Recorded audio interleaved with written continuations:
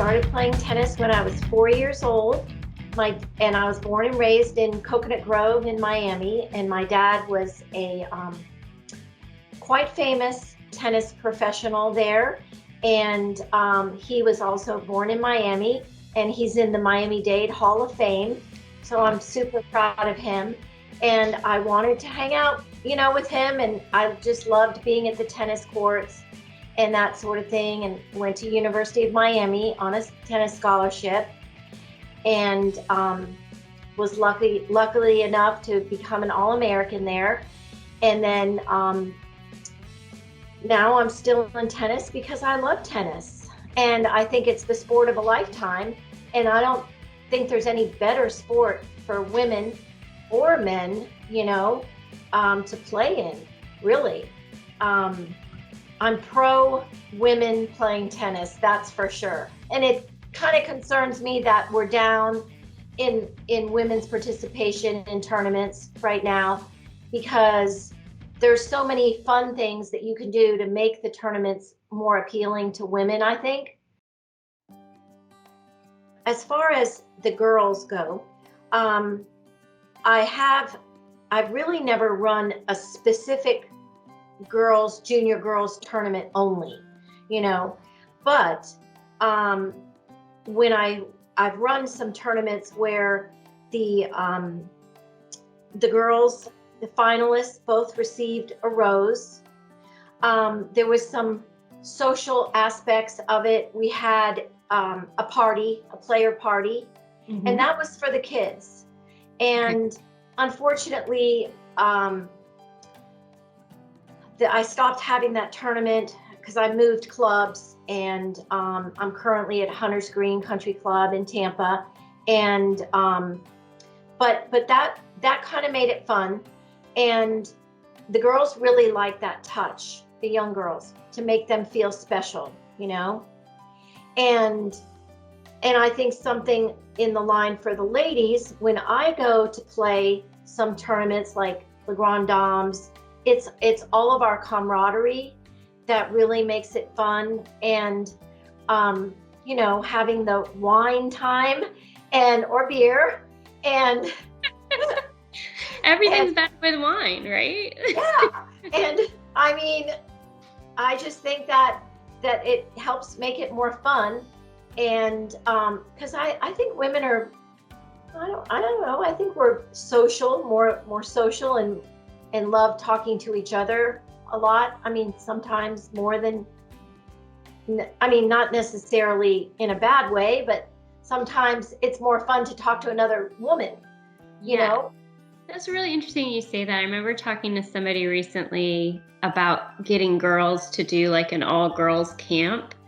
And the person said, girls like to do things in packs or squads, and it's sort of like if you get them and their friend. So if you bring them in more than one, you have more success. And that really resonated with me. It's like, how can we do some more things where it's not like individuals, but it's like, hey, sign up with you and two of your friends, so that it's, it's more fun when you have friends with you. Right. I think.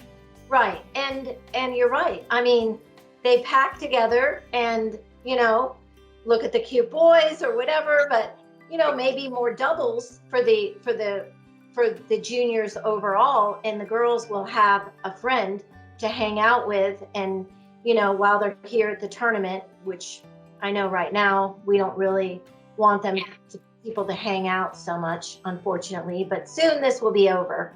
Okay. And we'll be able to get back to having everybody hanging out at the courts and that sort of thing. And, it's always about making sure that the junior players have a good time. And I think that, maybe during the month of March, our tournaments could offer the girls maybe a gift, like a $5 off gift certificate to the pro shop for clothes, or something like that. Just a little extra, it's because it's the ladies month, then play it up and do something extra for the ladies. I love that. That's a great idea to kind of make the month of March sort of like ladies month. And it's like you get $5 off this event or bring a friend for free or something that really resonates. I love that idea. And I haven't really seen anybody do that. So I'm gonna put a big fat pin in that one and see if we can kind of get some stuff going around. And then for the adults, it's a ladies' night, maybe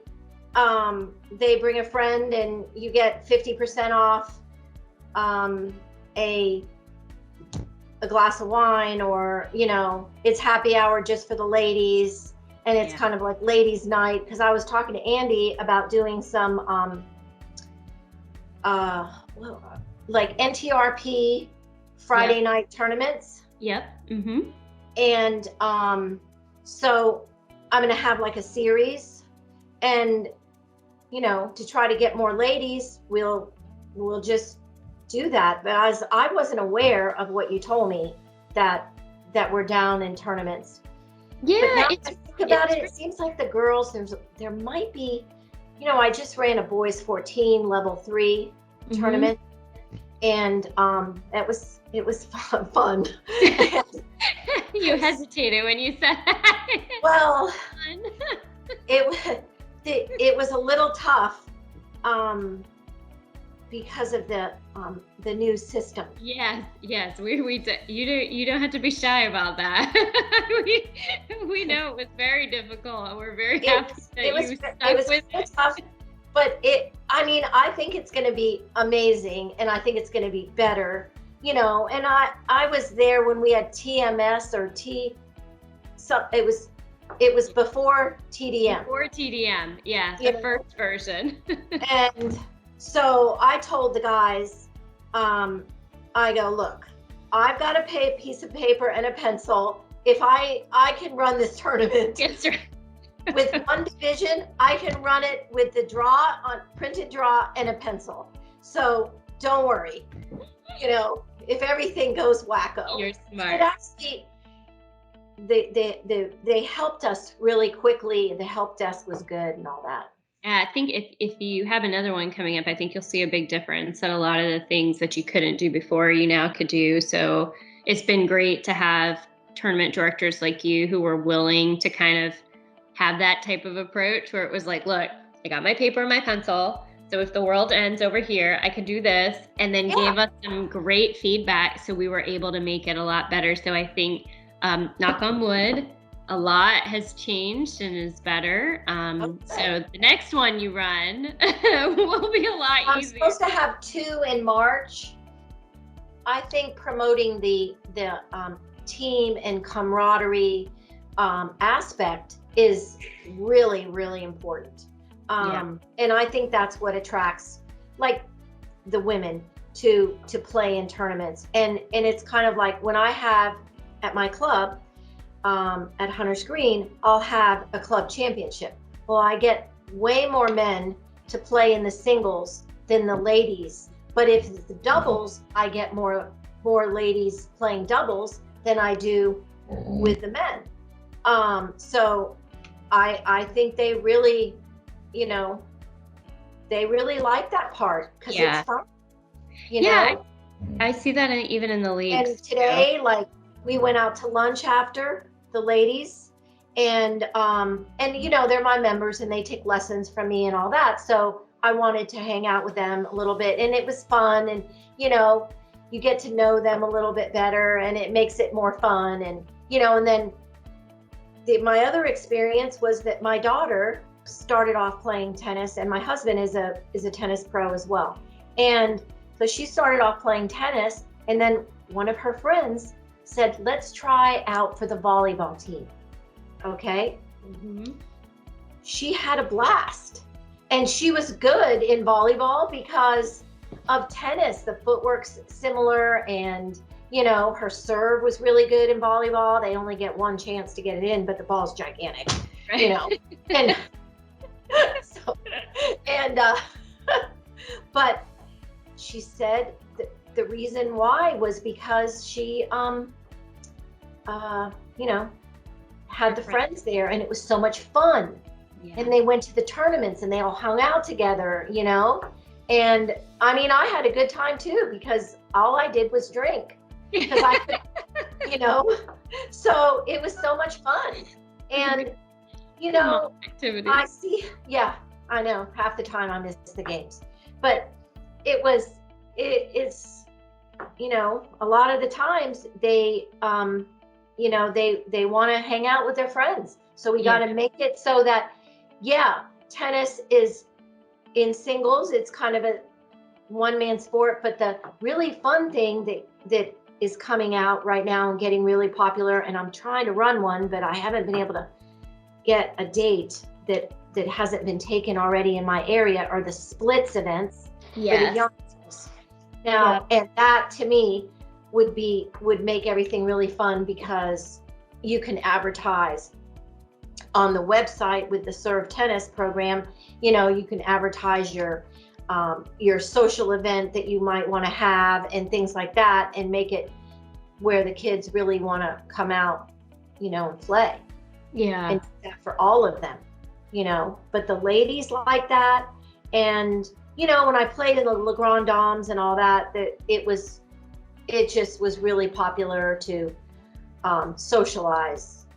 I think that cuts across all generations. I mean, like you said, the girls like to do things with their friends. And if there's an opportunity that they can come to an event and they can bring a friend with them, then it might get their friend interested in playing tennis too. Like doing some more of that social stuff, which, like you said, right now, we can't really do as much of that. But maybe it's a good time to start planning to say, hey, when we're hosting like these girls 12s and 14s, like, maybe you do a fun social for them at night where they can bring a friend with them, and then that friend might get interested in tennis and be able to play tennis like volleyball happened. It's like, hey, come try this out.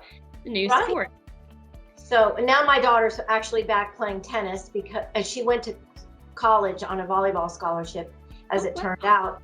But then now she's playing tennis, and she loves playing tennis. So, and she said, yeah, Mom, you're right. She goes, tennis is the sport of a lifetime. And can't play anything. I mean, I grew up playing softball, and I think I've played longer than most women. Once women tend to get into like their 20s and 30s, they don't play like most team sports anymore, and their focus is elsewhere. And then what I noticed is I was like, at first I was like the oldest female on the team, and then I just became the oldest person.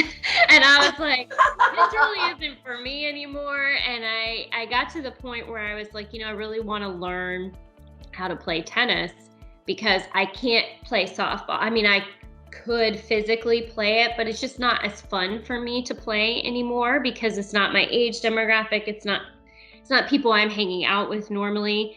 So tennis, I started to notice like, hey, this is something I could do with people I would normally socialize with and make new friends. And I can do it for the rest of my life. Like your daughter's now realizing, like, once you get out of college, like your options start to dwindle down of what you can do athletics wise. So it's like golf and tennis become the two things you can do forever. It's awesome. And when I was playing in the juniors growing up, we would have a spend the night, the girls would, my friends or my doubles partners or whatever, they would come over to my house and spend the night during the tournament. I don't know if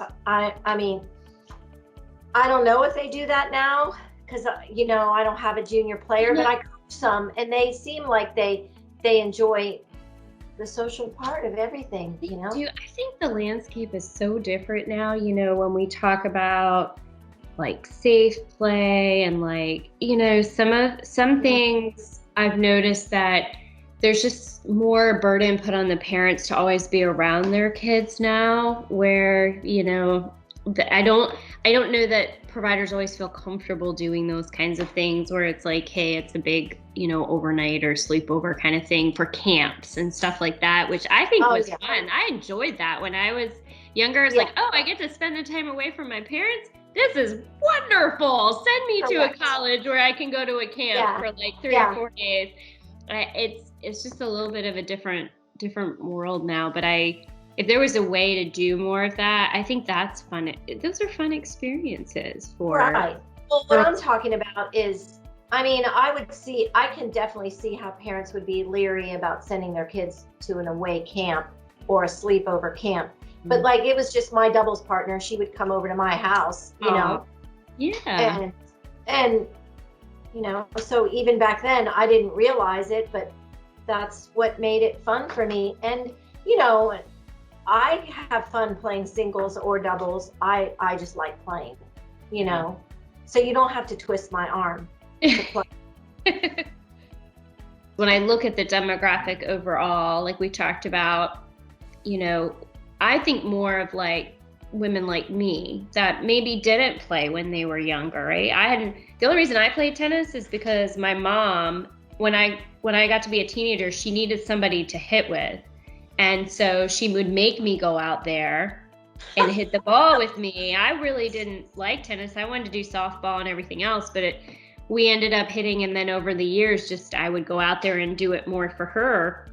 But I realized the only reason that I even knew tennis existed was because I came to work for USTA and I saw all these play opportunities.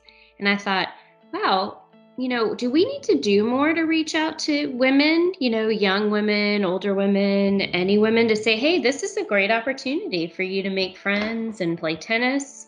Is there something else we should be doing? That's kind of a tough question, because I don't really know why it's a tough question. It shouldn't be a tough question, you know? It should be. Yeah, I don't know. Like maybe using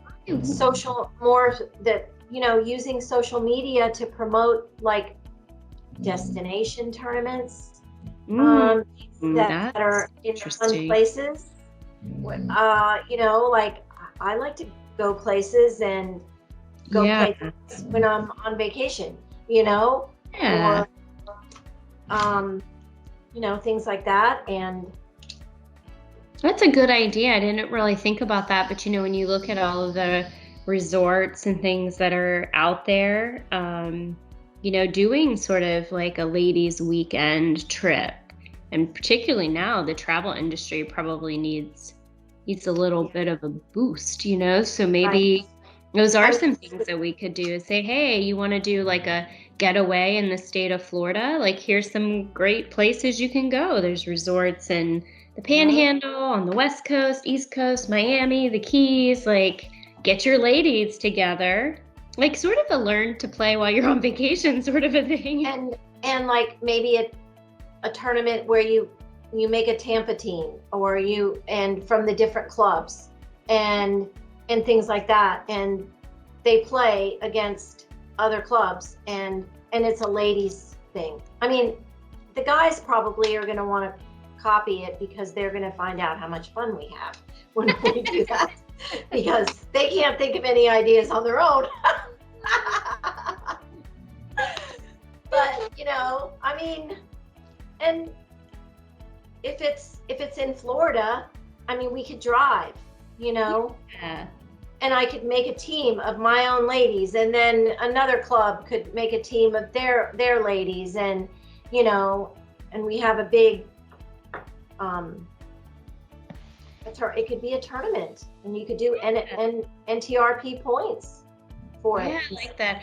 You know, that's something we really, I think, are trying to do more of. That's probably why Andy was picking your brain a little bit more about the NTRP events and stuff. I think we're really trying to figure out, like, how do we do more, and also how do we do more for women? So I like the idea of like, how do we take those two things and figure something out that's fun. I know the men do sort of their things where they do the, you know, Super Senior Grand Prix and the East Coast Swing, and they do that. They sort of have these resorts that they cycle around to, right? So I think that idea obviously is really viable. We just apply it in a different way to a different audience. So that would be fun. If they have like a 2-5-3-0 division, I'm in. Count me in, and I'll bring my mom with me. Okay. You know, to me, I like going, if I'm like I went to Hawaii for a team nationals. It was the only time we had it in Hawaii because there was an earthquake. But and then, you know, we all had to come home early, but we did finish the tournament. So and that was a USTA national. We were representing Florida, and it's just fun to go to the different places. And you know, and the other thing I was thinking about, and I just throw this out somehow, and I don't really know how it would connect, but I know that I have two daughters, and one of them is a hairstylist, and she does a lot of stuff on Instagram, and you know, and these blogger girls that sell the clothes, and like if like certain tennis ladies, like I don't see any tennis blogger ladies that are just regular not like Serena Williams. You know, the regular ladies can't relate to them. Do you know what I'm saying? Oh, I totally get it. And I know what are you doing? And I'm going to play a tournament, and you know, and this is my outfit, and you could even help the tennis you know, like Lucky in Love, and you know, Sophie Bella.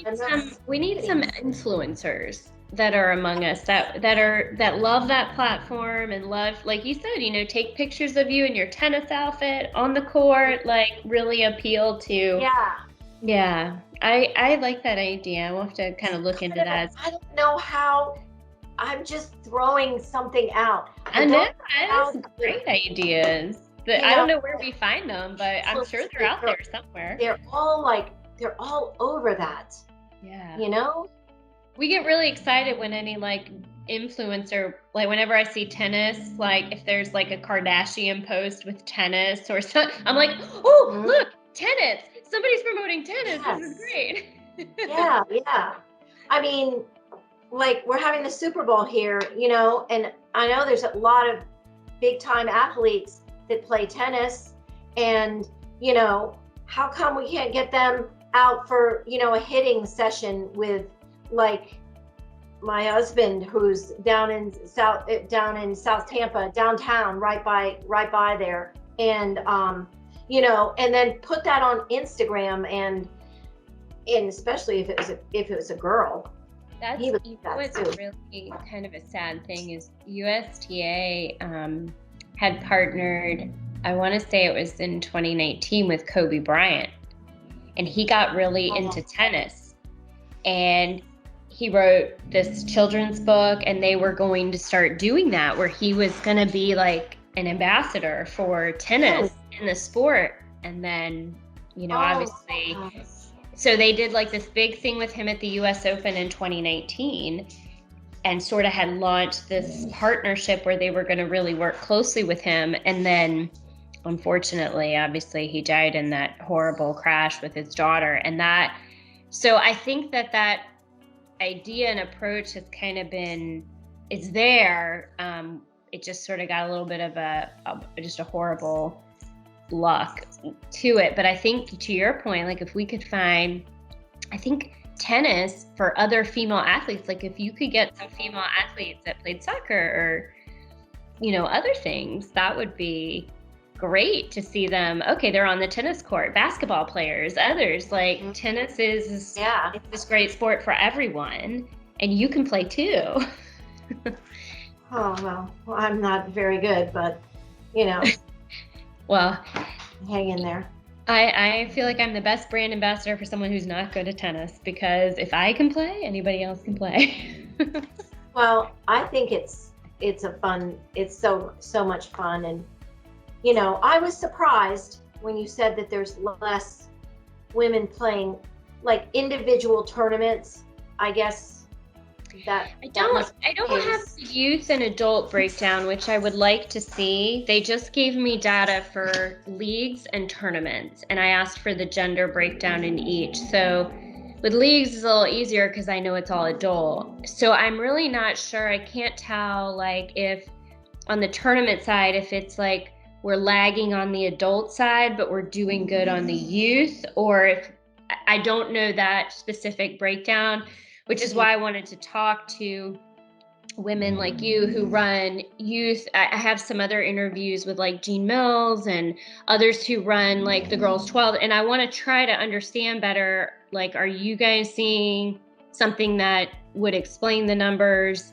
But overall, it was fascinating to me that, but it wasn't surprising because we noticed that what we were getting requests for in terms of hosting like the men's tournaments, we get a lot of requests to do their events. You know, they're in our budget. And our director of adult tennis, Christine Ducey, who Andy works for, she noticed it right away. She's like, where are the women's things that we support?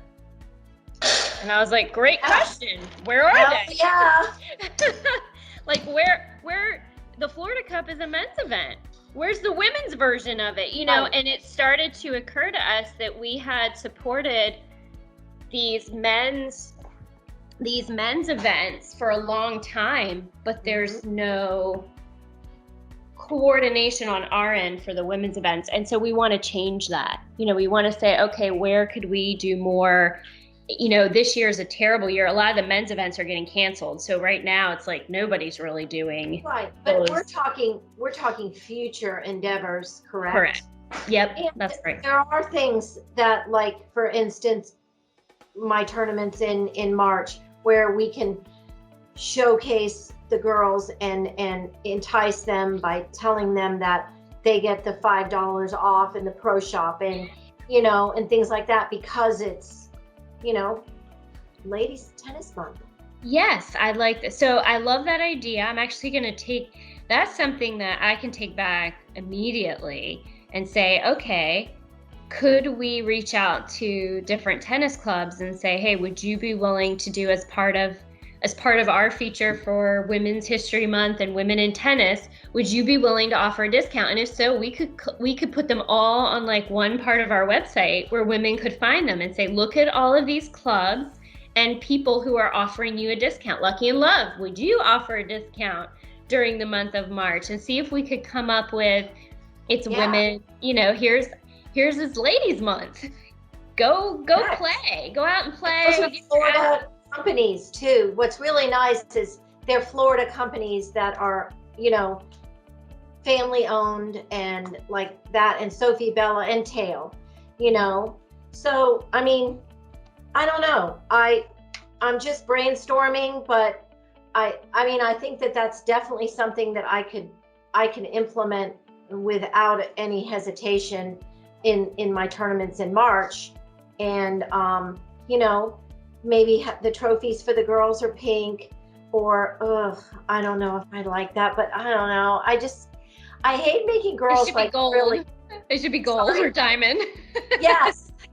I don't know. I mean, because I just think that, you know, it's sexy to be athletic and put it all out there, and it makes you beautiful. Being like that, and tennis makes you beautiful, you know, inside and out. It really does, and it's just a beautiful sport.